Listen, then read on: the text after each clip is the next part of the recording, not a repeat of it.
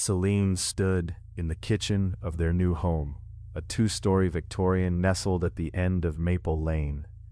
The wallpaper, patterned with faded flowers, curled at the edges as if the room itself was sighing. She poured herself a cup of coffee, the rich aroma blending with the scent of old wood and dust. It was supposed to be a new beginning for her and Mark. The last flickers of their lives in the city were finally behind them. Evenings settled in quick, drawing heavy curtains over sunlit days. As Celine padded through the dim, creaking hallways to check on Mark, she noticed something odd.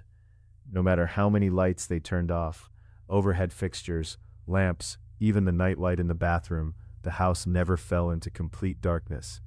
The shadows seemed to shift just out of reach, a lingering twilight air against the corners of the rooms. Mark, amused, had brushed it off, tracing his finger over the dusty banister. "Just the old floorboards settling, babe," he chuckled.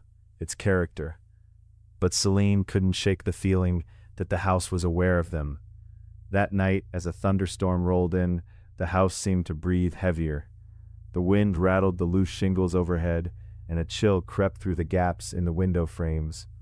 Celine, clutching her blanket, glanced toward the flickering black of the open hallway, shivering as it seemed to crawl closer.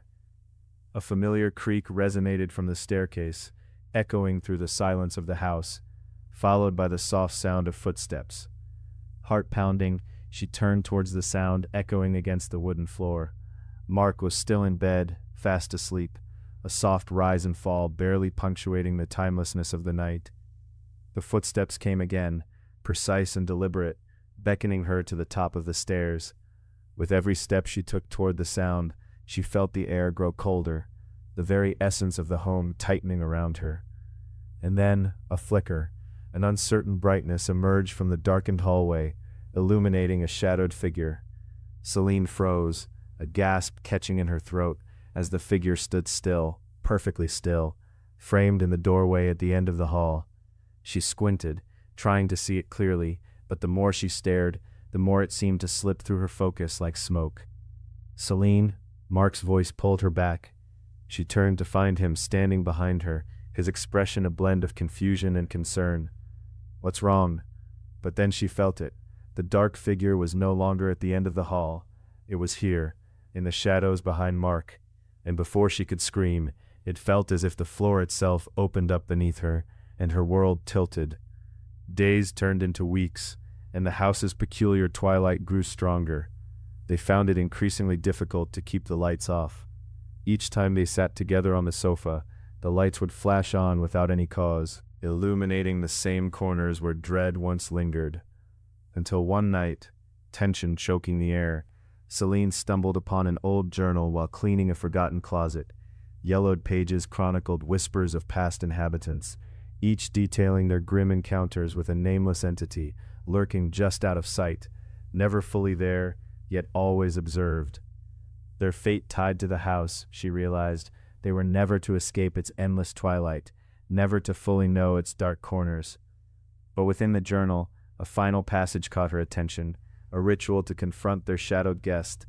Heart racing, Celine and Mark gathered what they needed, and as the storm howled outside, they began. Hours of chanting dissolved into echoes, candles flickering wildly as shadows danced, and finally, the air crackled. An image solidified in the center of the room, one terrifying new form of the figure that had pursued them. Yet instead of fear, Celine felt an odd calm wash over her. Looking deep into its darkened eyes, she understood the house was not their enemy. It craved acknowledgement. Their long-lost story intertwined with every thread of the home, and as the last words left her lips, darkness turned to release. When dawn broke, a warmth filled the rooms for the first time, the golden sun gleaming against polished floors and faded walls. They were free. Others welcomed home, remaining firmly within the embrace of shadows. But finally, it was a choice. Celine glanced at Mark, his smile bright. Together they stepped into the soft morning light, leaving behind lingering whispers of a haunting that became a part of them forever.